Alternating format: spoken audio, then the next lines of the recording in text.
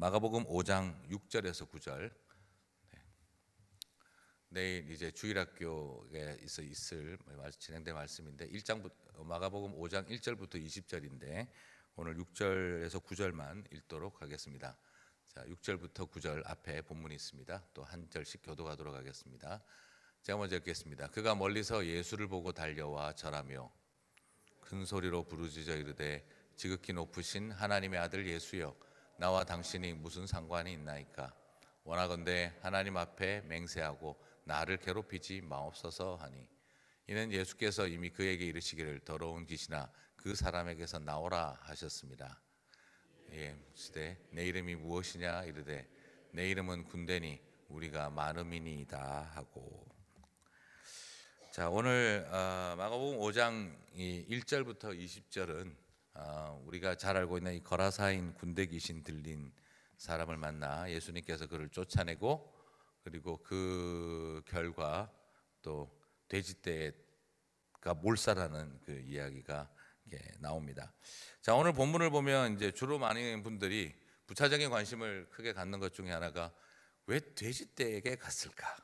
이제 그걸 관심을 많이 가지시는 경우가 있는데요. 솔직히 그건 잘 모르겠습니다. 그건 잘 모르겠고, 문화적으로 추정컨대 유대인들이 생각하는 가장 부정한 짐승이 돼지이기 때문에 더러운 귀신아라고 하는 이 맥락에서 귀신의 실체를 설명하는 한 부분이지만 특별한 영적 의미를 찾기는 좀 어려울 것 같고요. 그 다음에 또 오늘 이 본문을 보고 많이 또 관심을 갖는 게 이 귀신 쫓는 능력. 예수님은 무조건 이게 귀신을 쫓아내신다. 그래서 귀신 쫓아내는 능력을 우리가 가져야 되고 그게 모든 문제를 해결하는 근원이다라고 또 생각하는 이야기들도 있습니다. 자, 근데 오늘 저는 좀 그런 이야기들은 조금 이렇게 빼고 귀신의 역사가, 당연히 쫓아내는 역사가 왜 오게 되는지 좀 더 심층적인 본질적인 이유들을 좀 찾아보고 싶습니다. 예수님 만나면 귀신도 쫓아낸다 하는 이 아주 당위적인 이 결론의 이야기가 아니라 좀 그 속에 왜 그렇게 예수님께서는 오셔서 병을 고치셔야 했고 귀신을 쫓아내셔야 했는지를 조금 생각할 필요가 있습니다. 지난주에는 제가 왜 예수님께서는 오셔서 병 고치는 사역을 하셨는지에 대해서는 제가 설명을 드렸고요, 토요새벽에. 이번 주에는 왜 예수님께서 이 귀신 쫓는 역사를, 특별히 거라사인에서 왜 굳이 이렇게 귀신 쫓는 역사를 행하셨는가? 나는 이렇게 능력 있는 존재다. 나는 너네들이 생각하는 것처럼 이렇게 대단한 일반 사람이 아니고 능력 있는 존재다. 그런 어떤 능력을 과시하는 것이 궁극적인 목적이 아니라 왜 예수님께서 필연적으로 이 귀신을 쫓아내는 일을 하실 수밖에 없었는지 오늘 이 본문 속에서 좀 더 심층적인 이유들을 조금 찾아보도록 하겠습니다. 자, 그래서 저는 오늘 그것을 두 가지 관점으로 좀 정리하고 싶은데요. 바로 이 4장 말미에 나오는 이 풍랑이 일어나는 사건과 연결시켜서 이 영적 전쟁이 가지고 있는 이 선교적 의미를 저는 좀 이야기를 하고 싶습니다. 귀신을 왜 쫓아내는 이런 상황이 오게 됐느냐 하면 바로 하나님의 선교의 시작이었기 때문이다라는 것이고요. 그리고 두 번째로 이 귀신을 쫓아내는 사역 속에 우리가 이런 그 하나님의 선교라고 하는 굉장히 큰 신학적인 담론의 이야기가 있으면서도 동시에 굉장히 이것이 소셜 사이콜로지라는 측면에서 한 개인에 대한 이 영적인 치유, 회복의 메시지가 같이 포함되어 있다라는 것을 염두했으면 좋겠습니다. 그래서 오늘 저는 여러분과 함께 오늘 이 귀신 쫓음의 역사에 담겨 있는 선교적 의미, 그리고 상처 치유의 관점에서 오늘 이 두 가지를 조금 한번 살펴보도록 하겠습니다. 자, 먼저 첫 번째로 이 선교적인 이해를 좀 해야 되겠는데요. 1절을 보시게 되면 오늘 본문의 이 에피소드가 어떻게 시작이 되어지냐 그러면 예수님께서 거라사인으로 가는 백길을 타면서부터 시작되어졌습니다. 자, 이게 왜 중요하냐 그러면 거라사인 지방은 학자들마다 의견이 분분하긴 합니다만 전반적으로 동의하고 있는 내용이 바로 뭐냐면 이방인들의 거주 지역이다라는 거예요. 이방인들의 거주 지역. 자, 예수님의 사역 자체가 무슨 말이냐 그러면 갈릴리 호수 주변이라 그래가지고 전부 다 유대인들의 땅은 아닙니다. 이미 그 당시에 이미 로마가 점령하기도 했고, 그리고 이 갈릴리 호수 주변에 있는 이 나사렛 사람이라는 것을 자꾸 부정적으로 말하고 있는 것과, 그리고 갈릴리 호수 주변에서 온 예수님의 제자들을 굉장히 이렇게 하대하는 이유, 그리고 어떤 의미에서는 예수님께서 이 사람들을 제자로 선택하신 이유가 바로 이방 지역 사람들과의 빈번한 교류와 관계성 때문입니다. 자, 무슨 말이냐 그러면 이 갈릴리 호수 북쪽 지역은 항상 이방인들이 유대 땅에 영향을 미칠 때 인접한 곳입니다.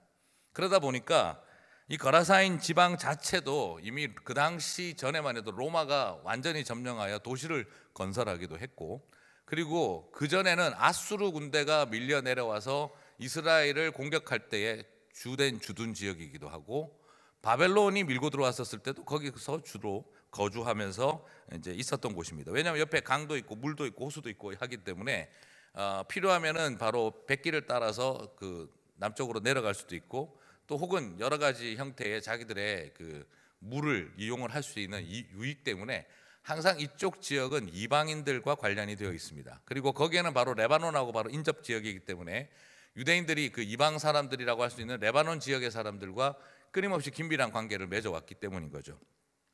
그러다 보니까 다시 말씀드리면 이 이방인들 덕택에 먹고 산 사람들이 그 북쪽 지역 사람들입니다. 그래서 유대인들이 나사렛에서 무슨 선한 것이 날 수 있겠느냐라고 하는 이런 개념들이 저 이방인들하고 붙어서 살면서 이방인들 덕택에 먹고 사는 인생들에게 무슨 선한 것이 날 수 있겠느냐라는 그런 개념이 담겨 있다는 거죠. 천하게 여겼다는 것입니다. 그래서 갈릴리 호수 주변에서 예수님께서 제자들을 뽑으신 것도 어떤 의미에서는 그들이 철저하게 예루살렘 중심의 소위 말하는 이 꼴통 유대인이 아니라 이방인들과의 긴밀한 교제 관계를 유지해 왔던 사람들로서 그 이방 사람들과 만나고 대하고 대화하는 일에 대해서 그게 조금 일상으로 돼 있는 사람들을 아주 의도적으로 제자로 뽑았다는 이야기라는 거죠. 이미 예수님이 제자들을 뽑을 때부터 어떤 의도가 있다는 것입니까? 유대인들 안에서도 선교적 경험을 가능한 사람들. 그래서 유대인들을 위한 사도인 베드로가 누구보다도 이방인들을 위한 사도였던 바울을 철저하게 도와주었던 이유가 이미 그가 그런 경험을 가지고 있었기 때문이라는 것이죠. 자, 그러면 제가 왜 이야기를 드리냐 그러면 해외 선교의 이야기는 예수님이 부활 승천하시고 나서 제자들이 시작되어진 것이다 라고 볼 게 아니라 이미 타문화권 선교는 누가 먼저 시작하셨다는 겁니까? 예수님이 먼저 시작하셨다라는 것이죠.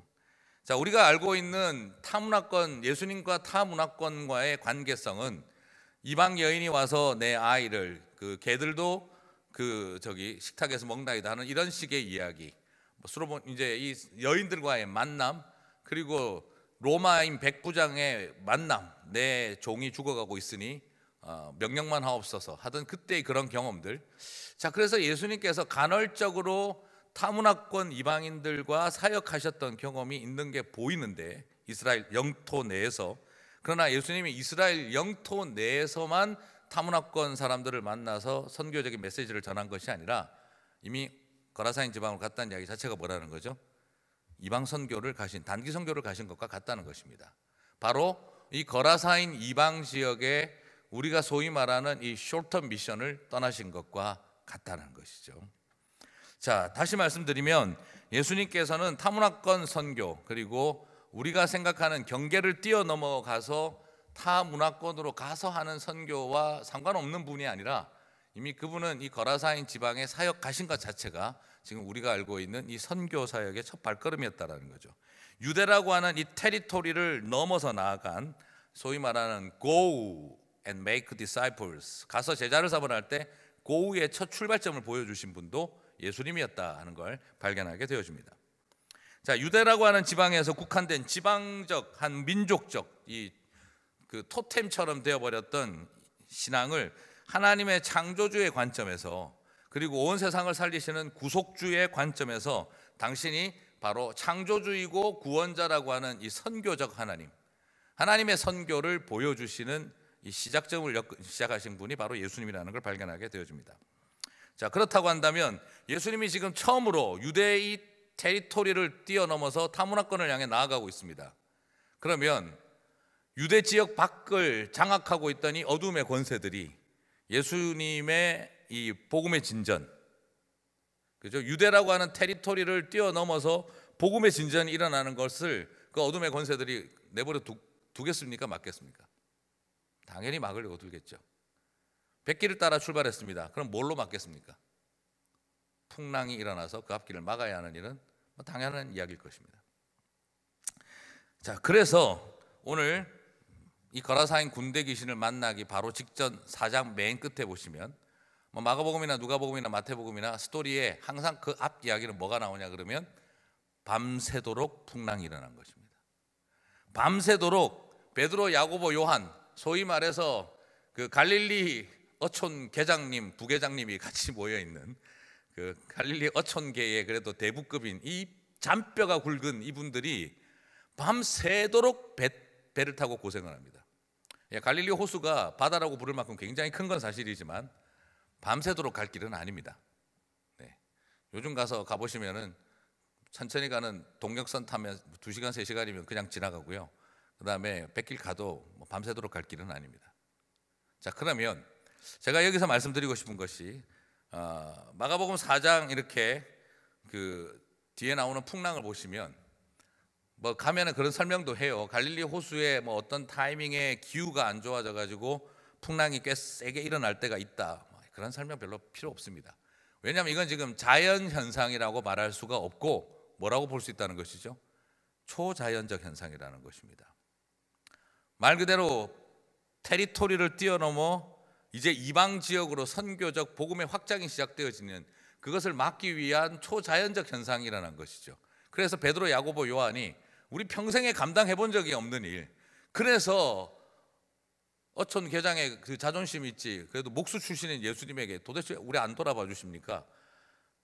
당황해서 우리가 죽겠나이다라고 말을 해야 할 만큼, 목수에게 도움을 요청해야 할 만큼 이 어부들이 감당할 수 없는 밤새도록 고생을 했다는 거예요. 자, 그리고 마가복음 4장 39절을 보시면 예수께서 깨어 바람을 꾸짖으시며, 제자들이 하도 그러니까 예수께서 깨어 바람을 꾸짖으시며 바다더러 이르시되 잠잠하라 고요하라 하시니, 이것은 굉장히 강력한 명령법을 쓰시는데요, 특별히 인상적인 것은 꾸짖으시되라는 거예요. 여러분, 자연현상이면 꾸짖음의 대상이 될 수 있습니까? 없습니까? 바람 입장에서 마음 아프죠. 아니 내가 무슨 뭘 잘못했다고, 나는 바람이고 바람이 일어나니까 일어나는 건데 왜 나보고 나를 꾸짖을까? 이것은 굉장히, 이 꾸짖다는 이 표현은 전부 다 어디에서 쓰였냐 그러면 예수님께서 귀신들을 꾸짖으실 때 쓰신 표현이거든요. 예수님께서 귀신들을 꾸짖으시고 쫓아내실 때 쓰셨던 그 동사가 여기에 사용이 되어 있어요. 그럼 이게 바로 뭘 뜻하느냐? 이것이 그냥 단순하게 일어나는 갈릴리 호수의 자연적 현상으로서의 풍랑이 아니라 뭐라는 것입니까? 바로 복음의 진전을 막고 있는 어둠의 권세가 바람을 이용하여서 역사하고 있는 것에 대해서 꾸짖으시고 계신다는 거죠. 왜 귀신에게 예수님께서 쓰시던 이 표현을 여기에 사용하셨느냐? 이게 초자연적 현상이라는 것이죠. 자, 그러면 결국 뭘 말하느냐? 오늘 여기에서 풍랑이 일어나고 영적 전쟁이 이 거라사인 군대 귀신 들린 자를 만난 것은 나는 이런 능력이 있다는 것을 쇼업하는 게 근본적인 목적이 아니라 바로 복음의 진전이 선교지를 향해서 나아가고 유대의 테리토리를 넘어서 이방을 향해서 복음의 진전이 시작되어지자 그것을 막으려고 하던 이 어둠의 권세들의 강력한 몸부림이 일어나고 있다는 것이죠. 예수님께서는 그래서 제자들에게 너네들 힘으로 안 되는, 너네들의 그 능력과 경험으로 도무지 풀 수 없는, 그 오랫동안 갈릴리 바닷가에서, 갈릴리 호수에서 잔뼈가 굵을 대로 굵은 너희들조차 감당할 수 없는 이 일이 왜 일어나는가? 자기들이 당황해서 우리 예수님을 아예 부탁도 안 했어요. 처음에는 이 정도는 우리 힘으로 할 수 있다. 근데 나중에 불감당의 상황이 오자 무엇입니까? 우리 안 도와주십니까? 그렇게 해야 할 만큼의 자리에 왔다는 것, 이것은 바로 복음의 진전을 맞는 영적인 대적이었다는 걸 보게 됩니다. 자, 그리고 5장 2절을 보시게 되면 배에서 나오심에 곧 더러운 귀신 들린 사람이 무덤 사이에서 나와 예수를 만나니라. 마치 예수님께서 그 거라사인 지방에 지금 도착할 것을 알고 있었던 것처럼 군대 귀신 들린 자가 튀어나옵니다. 자, 여기에서 재미난 표현은 배에서 나오심에 곧이라는 거예요. 영어로 보시면 immediately, 즉각적으로 누군가가 오는 것을 알고 있었고 기다리고 있었다는 걸 발견하게 됩니다. 자, 그러면 그날 밤사이에 일어났던 수없는 풍랑의 진원지가 어딘지 아실 수 있으시겠죠. 바로 이 군대 귀신 들린 자가 예수님의 오는 발걸음을 막으려고 했었고, 새벽에 그 폭우 앞에 기다리고 있다가 예수님이 배에서 내리시자마자 immediately 바로 튀어나와서 나 당신 누군지 압니다 라고 나온 거예요. 바로 예수님의 오심을 알고 있고 예수님이 누구인지를 알고 있는 것을 보게 됩니다. 자, 여기서 우리는 굉장히 중요한 첫 번째 그 영적 전쟁의 실체를 보셔야 됩니다.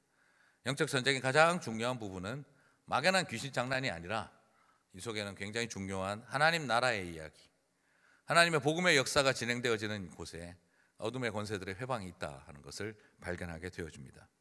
바람은 죄가 없습니다. 그러나 그 바람도 이용당한 것이죠.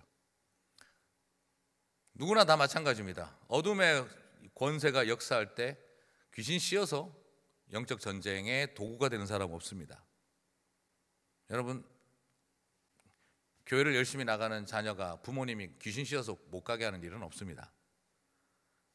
교회가 분열되어지고 갈등하고 서로 싸우게 되어지는 일에 목사님이 귀신 씌이고 장로님이 귀신 씌이고 권사님이 귀신 씌어서 그렇게 되는 경우는 잘 없습니다. 그러면 쉽죠. 사탄아 물러가는 거 쉽게 되죠. 근데 문제는 뭐죠? 당연히 호수에서 일어나는 바람입니다. 그리고 가끔씩 매우 심하게 일어나는 바람이 몰아칠 수 있는 것입니다. 그걸 사탄이 이용을 하는 것이죠. 자식을 사랑하는 부모의 마음을 이용하는 것이죠. 교회를 사랑하는 성도의 마음을 이용하는 것이죠. 그것이 악용당하기 시작을 할 때 어떻게 되는 것입니까? 바로 엄청난 영적 전쟁에 나도 모르는 도구가 되어버린 겁니다. 귀신 씌어서 도구가 되는 것이 아니라 바로 이런 형태로 우리가 되어지는 것이죠. 그리고 더 중요한 것은 하나님 나라가 확장되어지고 하나님의 나라가 펼쳐져 가는 일에 반드시 영적 전쟁은 있다 하는 것입니다. 어둠의 권세는 우리를 막는다는 것이죠. 그러므로 중요한 것은 바로 하나님의 선교를 감당하는 이들이 얼마나 영적으로 깨어 있어야 하고 우리가 함께 기도해야 하는지를 발견하게 되어집니다. 그리고 그것에 대해서 두려워하지 말라는 것입니다. 하나님의 나라가 확장되어지는 곳에 반드시 이런 싸움이 따라올 수 있다는 것을 우리는 염두에 두어야 한다는 것이죠. 자, 그리고 두 번째로서는 바로 상처에 대한 문제입니다. 사회심리적 상처에 대한 치유의 관점을 봐야 합니다. 단순하게 이것을 보면서 엑소시즘 같은 어떤 귀신 쫓는 능력을 받아야겠다가 아닙니다. 귀신만 쫓아낸다면 다 되는 줄 아는데 그렇지 않습니다. 이 귀신의 정체가 바로 뭐냐면 바로 소셜 사이콜로지의 측면에서 이해를 할 수밖에 없습니다. 히스토리컬한 백그라운드를 가지고 있습니다. 아까도 말씀드린 것처럼 거라사이는 군대 귀신이라는 말이, 군대라는 말이 군단급 규모를 말합니다. 한국이 약 60만 명의 그 정규군이 있는데, 우리 한국이 60만 명의 정규군이 있는데 사령부로 따지면 3개 사령부로 되어 있습니다. 1사령부, 제2사령부, 제3군 사령부 이렇게 되어 있어요. 1군 사령부, 2군 사령부. 그 사령부 3개가 되어 있다면 이게 전부 다 3단위로 되어 있는데, 모든 군대는 사령부가 3개가 있으면 한 사령부는 몇 개로 구성이 되어 있냐 그러면 3개 군단으로 구성되어 있습니다. 그러므로 대한민국 60만 명의 군인들이 총 9개 군단으로 나누어져, 딱 맞는 건 아니지만 대략 그렇게 설명할 수가 있습니다. 자, 그러면 군단급 규모라고 하면 이게 그냥 장난이 아닙니다. 우리 한국으로 굳이 따진다면 전 군대의 거의 뭐라 그래야 될까요? 이게 뭐 9분의 1, 그죠? 뭐 이 정도에 해당되어지는 규모급입니다. 자, 이 정도면 어느 정도 느낌인지 군대 안 갔다 오셔도 이해가 가시죠, 그죠? 때로 붙어도 이렇게 때로 붙을 수가 없습니다. 군단급 규모를 뜻합니다.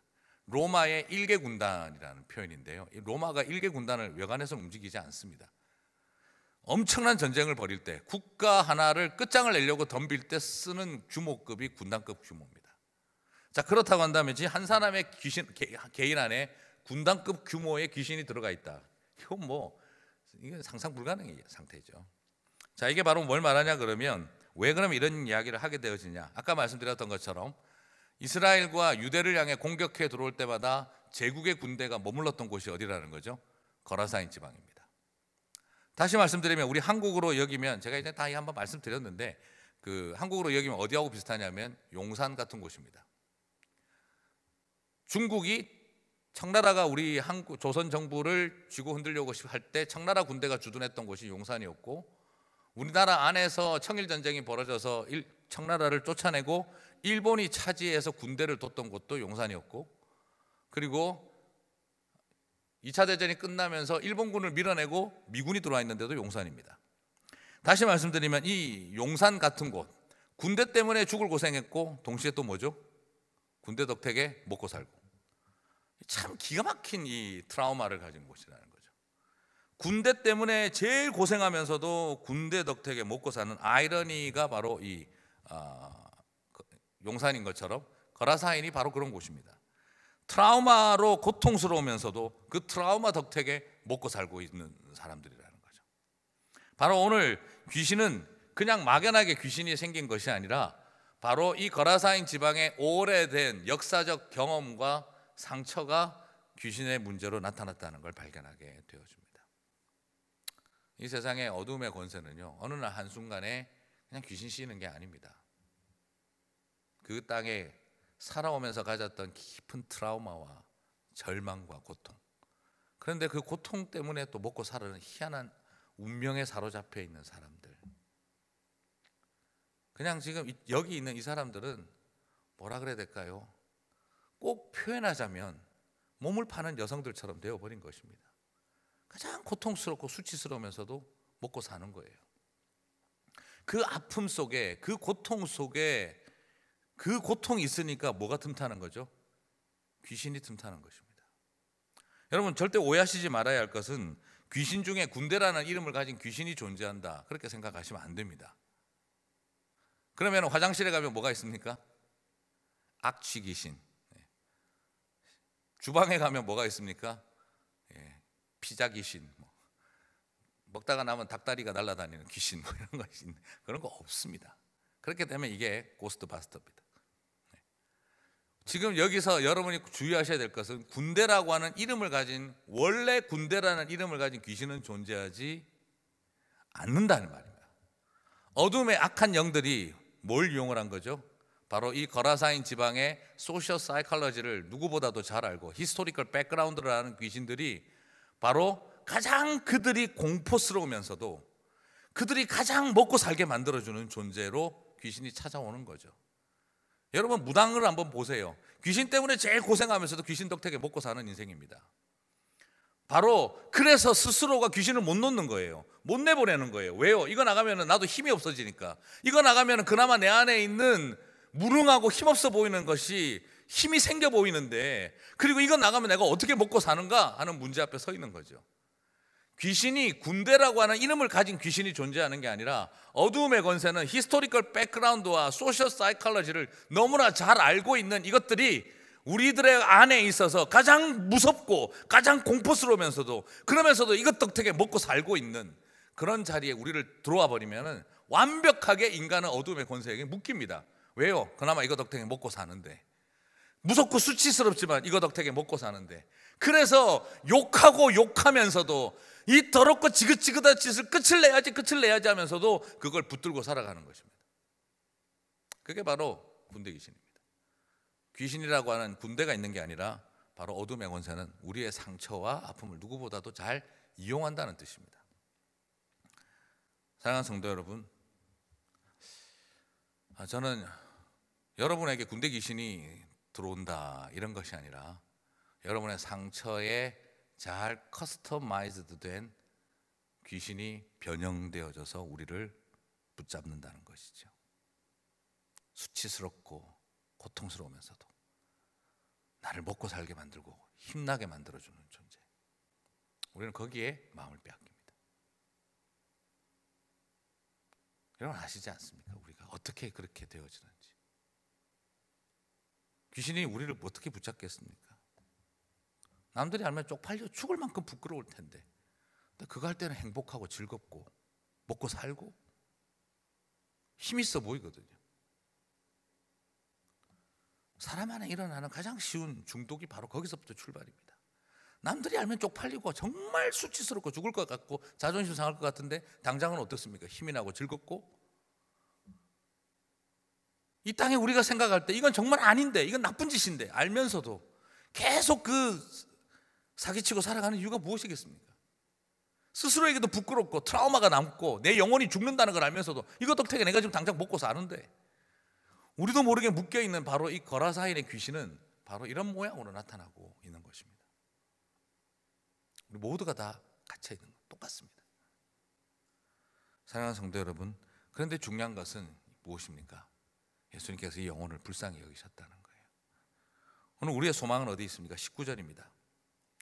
19절을 보시니까 집으로 돌아가 주께서 내게 어떻게 큰 일을 행하사 너를 불쌍히 여기신 것을 내 가족에게 알리라.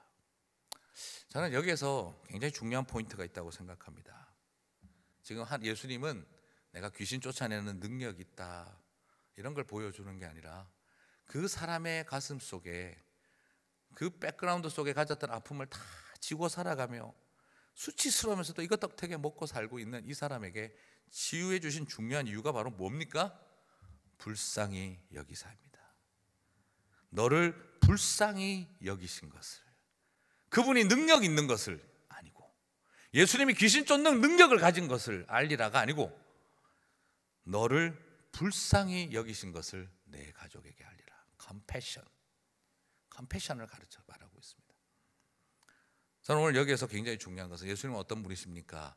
귀신을 쫓아내는 능력 있는 분입니다를 말하고 싶은 게 아니라 바로 그 아픔과 그 시대와 그 땅의 아픔을 다 가지고 살아가는, 트라우마를 안고 트라우마 덕택에 먹고 사는 이 불쌍한 인생을 향하여 불쌍히 여기셨다 하는 것입니다. 새벽기도 설교 길게 하면 안 되는데 오늘 내용이 중요하다 보니까 좀 죄송합니다.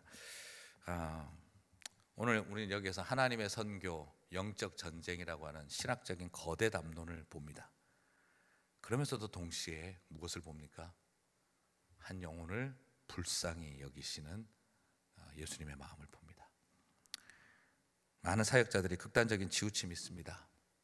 거대 담론, 하나님의 선교, 영적 전쟁, 그런 것을 너무 좋아하다가 불쌍히 여기시는 컴패션을 잃어버리기도 하고, 또 귀신 쫓는 일에 너무 관심을 갖다가 불쌍히 여기는 일을 잊어버릴 때도 있습니다. 오늘 예수님은 바로 신학적인 거대 담론과 그리고 한 영혼에 대한 긍휼, 이 두 가지를 잘 균형을 이루셨습니다. 치유하면서 선교하시는 예수님, 선교하면서 치유하시는 예수님, 이 아름다운 균형을 이루신 예수님이 저와 여러분의 주님이신 줄 믿습니다.